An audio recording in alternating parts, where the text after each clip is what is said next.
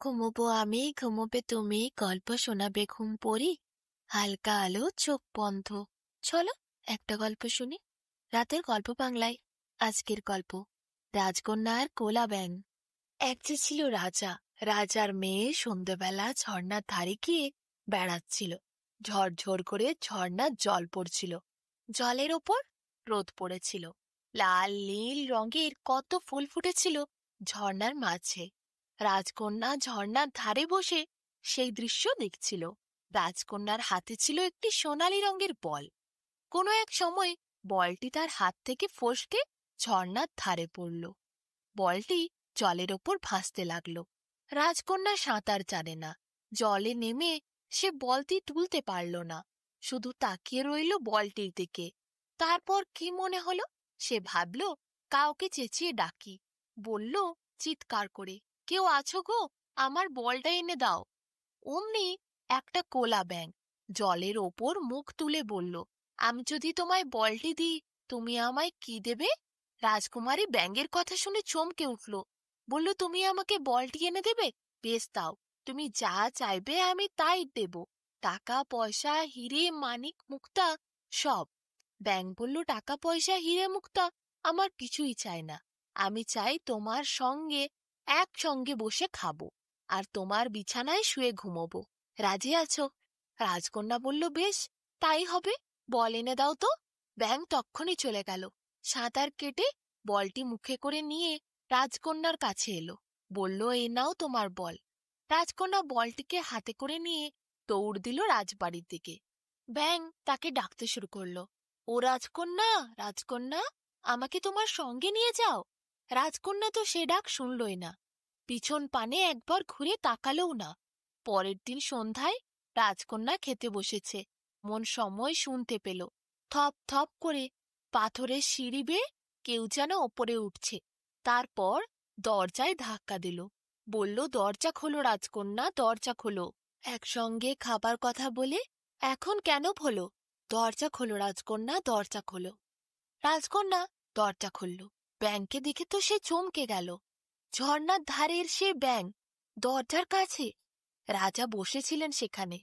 বলল, কি হলো, কে ডাকছে? রাজকন্যা বলল, একটা কোলা ব্যাঙ কাল ঝর্ণার ধারে আমার বলটি তুলে দিয়েছিল।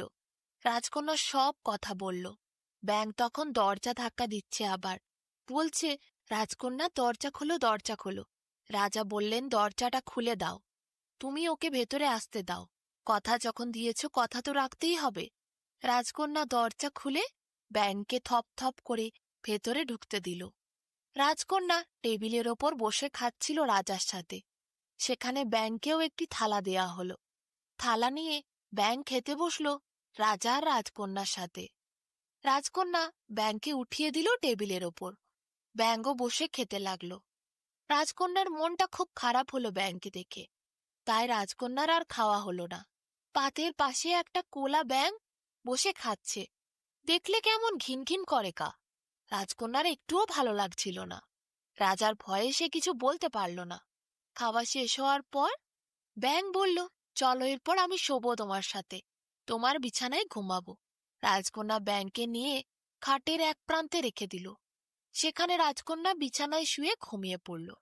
পরের দিন সকাল হতেই আগে ব্যাঙ উঠে পড়ল। ক্লাফে খাটের থেকে নেমে থপ থপ করে গোটা ঘরে ঘুরতে লাগলো। রাজকন্যা নিঃশ্বাস ফেলে বাঁচল। যাক বাবা, আপদ বিদেয় হয়েছে, আমার বিছানার থেকে তো নেমেছে। রাজকন্যা সকালের বাকি ঘুমটা আনন্দে সারল। তারপর যে একটু বেলা হয়েছে, রাজকন্যা উঠে দেখল ব্যাঙ নেই, ব্যাঙ চলে গেছে। রাজকন্যা খুব খুশি হলো। কিন্তু যেই সন্ধে হয়েছে, অমনি আবার দরজায় ধাক্কা দেয় কেউ। বলে, দরজা খোলো, দরজা খোলো। তখন রাজকন্যা খুলে দেখে ব্যাঙ এসেছে। ব্যাঙ আবার থপ থপ করতে করতে ঘরের ভেতরে ঢুকলো। বলল, আমি এখন ঘুমোবো, আমাকে তোমার বিছানায় নিয়ে চলো, আমি ওখানে ঘুমিয়ে যাই। রাজকন্যা কি করে, ব্যাঙকে বিছানার ওপর উঠিয়ে দিল। তারপর রাত্রি হতে দুজনে ঘুমিয়ে পড়ল।